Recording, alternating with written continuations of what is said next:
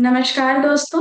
मैं हूं चित्रा सरल और आज हमारे साथ हैं 2024 नई पीढ़ी एंटरप्रेन्योर अवार्ड राइजिंग स्टार और western irrigation systems private limited में एक डायरेक्टर के तौर पर कार्यरत मिस्टर दीप तारपरा। आज हम जानेंगे दीप से उनके मिशन, उनके विजन और उनके जीते इस अवार्ड के बारे में। वेलकम दीप, कैसे हैं आप? Thank you so much for inviting me here. मैंने काफ़ी सारी लाइक पॉडकास्ट और छोटे मोटे मैगजीन के साथ इंटरव्यू भी किया है, लेकिन आई गेस आज शायद सबसे बेस्ट एक्सपीरियंस रहेगा। हम भी यही उम्मीद करते हैं कि आपका एक्सपीरियंस बहुत अच्छा रहे। शुरू से शुरू करते हैं।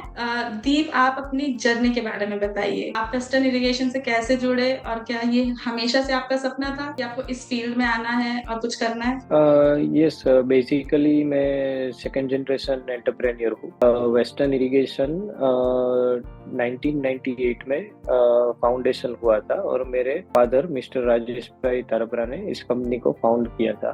फाउंडेशन उन्होंने किया था और बेसिकली 1998 से लेके 2017 तक हमारी कंपनी गुजरात, महाराष्ट्र, एमपी और राजस्थान 4 स्टेट्स में एग्रीकल्चर सेगमेंट्स में डीलिंग कर रही थी। उसमें हमारे 90 से ज्यादा डीलर और डिस्ट्रीब्यूटर्स थे, जहाँ पे हम एचडीपी पाइप हमारे व्यापारी मित्रों के थ्रू जो किसान है उनको पहुंचा रहे थे। और बिटवीन 2017-18 मैंने ये कंपनी ज्वाइन किया था after completion of my education. तो 2017-18 में जब मैं कंपनी में आया था उस टाइम पे कंटिन्यूअसली पीछे 2-4 सालों में काफी मार्केट की सिचुएशन खराब रही थी, जिसके कारण क्या था कि जो किसान थे उनकी हालत भी बहुत खराब थी। वो भी मतलब हायर प्राइस पे करके कोई अच्छी क्वालिटी का प्रोडक्ट ले नहीं पा रहे थे। सो 2017-18 में कंपनी ज्वाइन करने के टाइम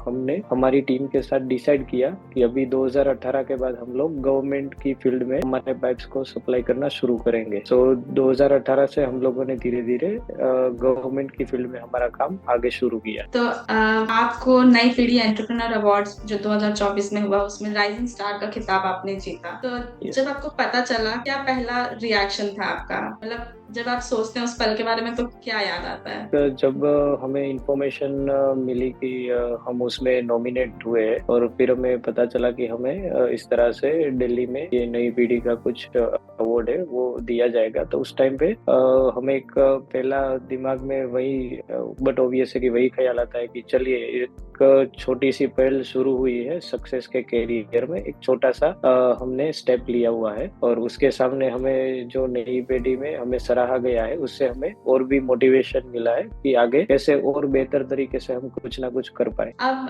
जब आपने ये खिताब जीत लिया है तो क्या मायने रखता है आपके लिए ये अवार्ड? कैसे देखते हैं आप इस अवार्ड को? हाँ, ये अवार्ड मिला है तो एक बहुत ही मतलब खुशी की बात है कि ऐसा अवार्ड काफी कम लोगों को पूरे इंडिया से दिया गया है। So one of the key plastic industries में ये अवार्ड मिलना बहुत ही बड़ी बात है हमारे लिए। और पर्टिकुलरली जैसे कि पाइपलाइन के सेगमेंट में ये अवार्ड मिलने वाली सिर्फ 2 ही कंपनियां थी, तो वो और भी बहुत बड़ा मोमेंट हो जाता है हमारे लिए। बट अपार्ट फ्रॉम दैट एक ये हमारे लिए रिस्पॉन्सिबिलिटीज भी बन जाती है। एक बार ऐसे मुकाम पे आपको सराहा जाए और अवार्ड कोई आपको मिलता है तो ये आपकी रिस्पॉन्सिबिलिटी बन जाती है कि कैसे हम और बेहतर तरीके से आगे अपना काम करें। और क्योंकि अभी क्या हुआ है कि अभी सभी लोग हमारे जो मतलब लेख आए गए हैं नई पीढ़ी और प्लास्टिक टुडे के मैगजीन में, तो उनको पढ़ रहे हैं। तो कहीं ना कहीं कोई ना कोई छोटा मोटा एंटरप्रेन्योर है जो हमारी तरह ही कुछ ना कुछ शुरू करना चाहता है, वो हमें पढ़ के कुछ ना कुछ हमसे सीखना चाहता है। तो अभी एक हमारी वो भी रिस्पॉन्सिबिलिटी आ जाती है कि वो हमसे कुछ पॉजिटिव रिमार्क्स लेके जाए।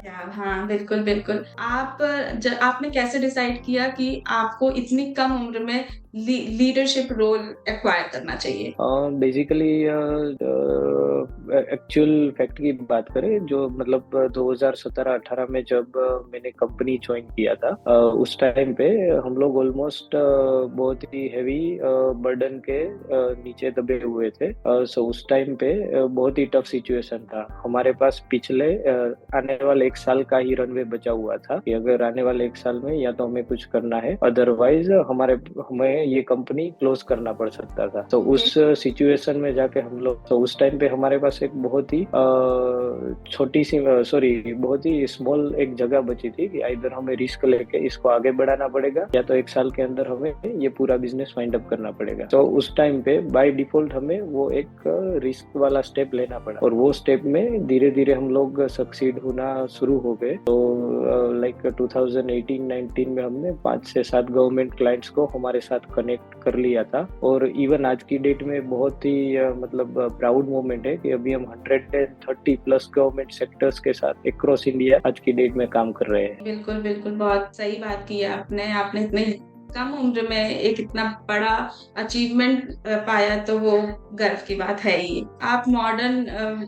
इरिगेशन में मतलब कैसे देखते हैं टेक्नोलॉजी के रोल को? कितना जरूरी है टेक्नोलॉजी इस सेक्टर में, और आप कैसे मतलब दोनों को ब्लेंड करते हैं? इरिगेशन सेक्टर में अभी बेसिकली हम लोग काउंट करें तो टेक्नोलॉजी का बहुत ही ज्यादा इन्वॉल्वमेंट अभी हुआ नहीं, जबकि काफी सारे इनोवेशंस भी हुए हैं, काफी सारे चीजें नए नए लोग नए नए तरीके से इम्प्लीमेंट करने की ट्राई कर रहे हैं। लेकिन इस दोनों चीजों का ब्लेंडिंग में अभी कहीं ना कहीं छोटे मोटे गैप्स बन रहे हैं।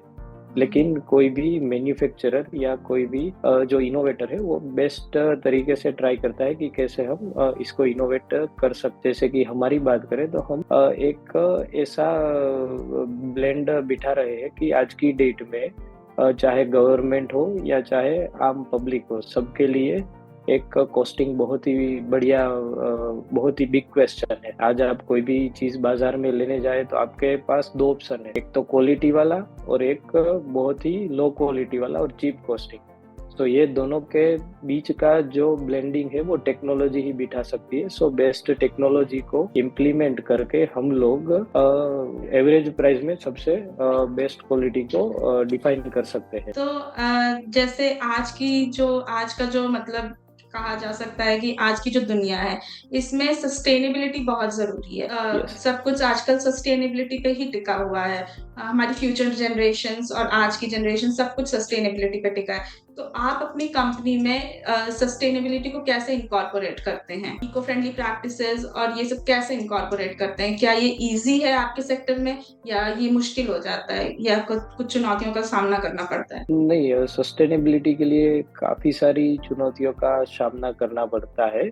और जैसे हम लोग प्लास्टिक मैन्युफैक्चरर है तो उसके लिए तो बहुत ही ज्यादा चुनौती भरा काम है। तो एक चीज है कि आज की डेट में जैसे कि पर्टिकुलरली हम जिस पाइप का मैन्युफैक्चरिंग कर रहे हैं HDPE पाइप्स, तो उसके बारे में बात करें तो अकॉर्डिंग टू गवर्नमेंट वो लोग हमें एक छोटा सा अमाउंट ही यूज करने दे रहे हैं। जैसे कि अभी हमारा प्रोडक्शन वेस्ट गिर रहा है तो उसमें से हम 15% के करीब रीप्रोसेस मटेरियल को यूटिलाइज कर सकते हैं और बाकी का सारा जो मटेरियल है वो as a plastic waste create होता है। तो वो सबसे बड़ा आज की डेट में प्रॉब्लम है। जबकि इंडिया के साथ अभी हम यूरोपियन कंट्रीज को कंपेयर करें या अदर मिडिल ईस्ट कंट्रीज को हम कंपेयर करें तो उन्होंने रीप्रोसेस्ड 100% पाइप 100% रीप्रोसेस मटेरियल से कोई पाइप बनाया जा सकता है, वैसा टेक्नोलॉजी उन्होंने डिफाइन कर लिया है। और गवर्नमेंट लेवल पे भी उन्होंने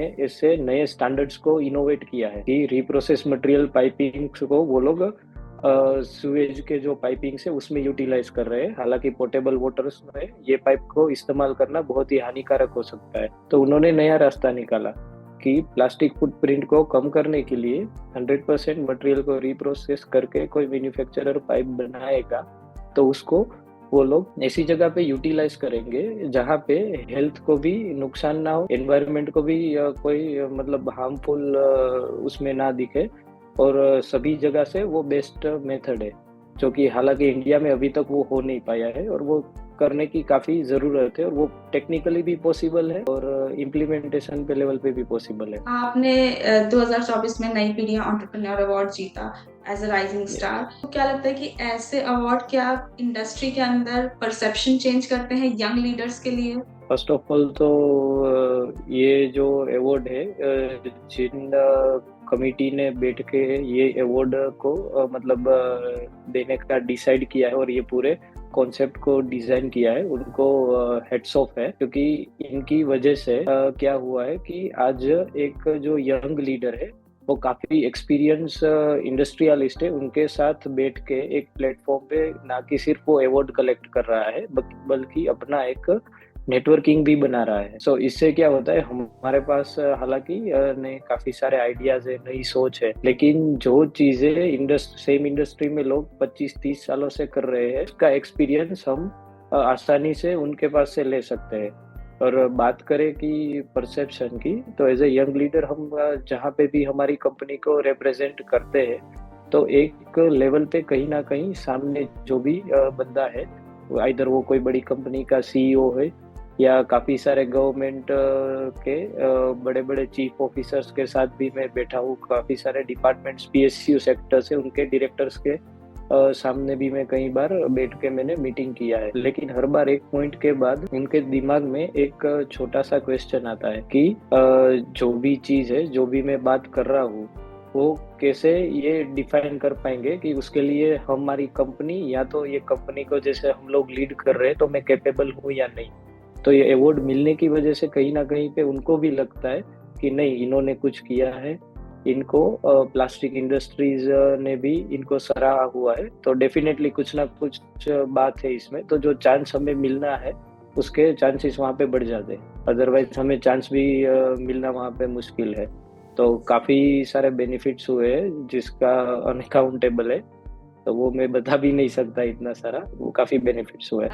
ये इस अवार्ड के बाद आपको लगता है कि आपकी ब्रांड इमेज या प्रोफेशनल नेटवर्क में कोई चेंज आया है? आपको लगता है कि नए नए दरवाजे आपके लिए खुले हैं? या ऑफ कोर्स 110% काफी सारी नई अपॉर्चुनिटीज हमारे लिए ओपन भी हुई है। और इवन सिर्फ हमारी कंपनी के बारे में बात करें तो कंपनी की ब्रांड इमेज तो बनती ही है, लेकिन एक आज की डेट में एक जो कंपनी को लीड कर रहे हैं, आइदर वो डायरेक्टर है, सीईओ है या फिर कोई कंपनी का ओनर है, उनके लिए खुद की एक इमेज भी होना बहुत जरूरी है। तो ये अवार्ड की वजह से जो पर्सनल एक इमेज बनती है वो बन पाई है, जो आज की डेट तक पॉसिबल नहीं था वो बना। तो बहुत आसानी से वो एक इमेज क्रिएट हुई है, जिसकी वजह से क्या है कि आज लोगों के हमारे साथ जो जुड़े हुए थे उनका ट्रस्ट था वो और ज्यादा बढ़ गया है। और जो लोग ट्रस्ट करने से थोड़ा बहुत घबरा रहे थे, उनको भी अभी यकीन हो गया कि नहीं, ये ऑलरेडी इनका इतना अच्छा काम है, ये प्रूवन ही। तो बहुत ही बड़ा चेंज आया है, अनटेंजिबल चेंजेस काफी सारे हैं। अच्छा, ये बताइए कि इस तरह के अवार्ड कितना जरूरी है एक यंग एंटरप्रेन्योर के लिए, उनको एक नई दिशा या जिसको कहते हैं आत्मविश्वास देने के लिए? इस तरह के अवार्ड मतलब बहुत जरूरी है, क्योंकि आज की जो जनरेशन है उसमें काफी सारे लोग काफी सारी नई चीजें भी लेके आ रहे हैं, लेकिन उनको सराहने वाला या ऐसे अवार्ड देने वाले लोग काफी कम। सो ये अवार्ड की वजह से क्या है कि एक सेल्फ कॉन्फिडेंस भी बढ़ता है कि नहीं, हम जो कर रहे हैं वो सही, और जो विजन है वो काफी ब्रॉड होता है। क्या है कि जब तक ऐसे अवार्ड या ऐसे कोई भी अवार्ड नहीं मिलता है तो लोगों को एक कहीं ना कहीं अंदर ऐसा फील होता है कि काश मैं जो कर रहा हूँ वो कल जाके फेल भी हो सकता है।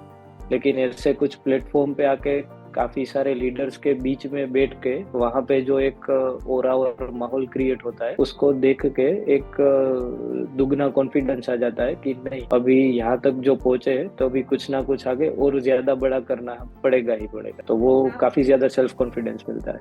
आपने कॉन्स्टिट्यूशन क्लब ऑफ इंडिया में जो ये प्रोग्राम हुआ था, अवार्ड फंक्शन, आपने वो अटेंड किया था, तो किसी ऐसे इंसान से मुलाकात हुई जिससे आप प्रेरणा लेते हैं या जिनको आप बहुत पसंद करते हैं?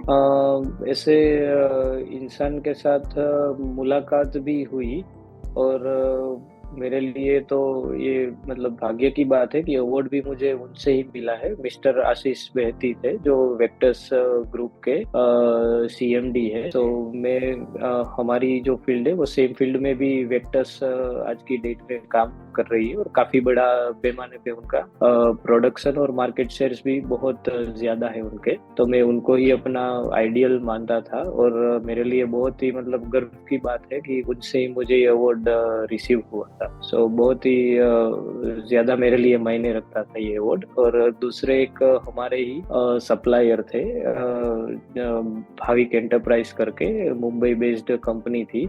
उनसे काफी सारा डीलिंग हो रहा था हमारा इंटरनल, लेकिन कभी उनसे मुलाकात 1-to-1 हो नहीं पाई थी।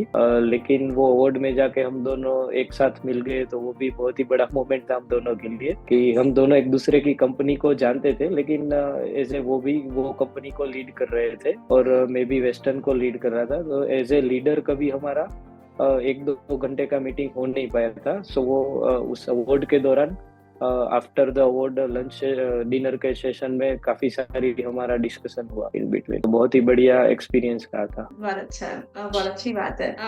दीप, आप अगर आपको कहा जाए कि आप एक कोई एडवाइस देना है आपको यंग लीडर्स जो या फिर यंग लोग जो इस फील्ड में आना चाहते हैं, जो एंटरप्रेन्योर बनना चाहते हैं या स्टार्टअप्स में हैं और सक्सेसफुल नहीं है अभी, एक एडवाइस अगर आपको उनको देनी हो तो कौन सी होगी? अगर एक पर्टिकुलर एडवाइस की बात करें यंग लीडर्स के लिए, तो आज की जो युवा पीढ़ी है या जो भी यंग लीडर्स है, वो उन लोगों का सबका एक ही जगह पे फोकस है कि वो बहुत ही कम टाइम में बहुत ही ज्यादा अचीव करना चाहते हैं।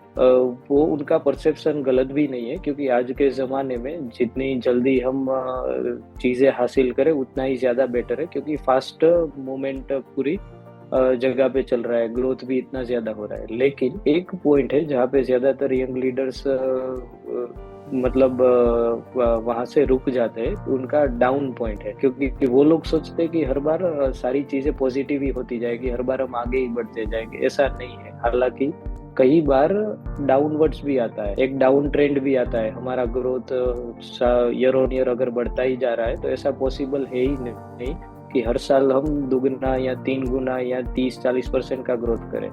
एक पॉइंट पे 2 साल या 3 साल ऐसे भी आते हैं जिसमें ग्रोथ नहीं होता है, कंपनी का पूरा डाउनफॉल होता है। तो वो टाइम को सरवाइव करना आज की डेट में सबसे बड़ी बात है। जो भी कंपनीज बड़ी हुई है उन्होंने भी वो टाइम सरवाइव किया है, चाहे वो बहुत ही मल्टीनेशनल कंपनीज हो या छोटी स्मॉल स्केल इंडस्ट्री हो, सबको वो टाइम निकालना ही पड़ता है। लेकिन आज की जो युवा पीढ़ी है वो कर नहीं पाती है। तो जो डाउन ट्रेंड्स है उसको जो सरवाइव कर लेता है, वो ऑटोमेटिकली ही विनर हो जाता है। सो वहीं पे उनको सरवाइव करना चाहिए। उससे मुश्किल कोई चीज है ही नहीं इंडस्ट्री में, सबसे मुश्किल वही है। बहुत ही अच्छी बात की है आपने यंग लीडर्स के लिए जो भी सक्सेसफुल नहीं है, और आपने बहुत ही इम्पोर्टेंट बात कही है कि डाउनफॉल के टाइम पे गिव अप नहीं करना है। बहुत अच्छा लगा दीप आपसे बात करके, आपने अपना वक्त दिया हमें, उसके लिए बहुत बहुत शुक्रिया। Thank you so much for inviting me.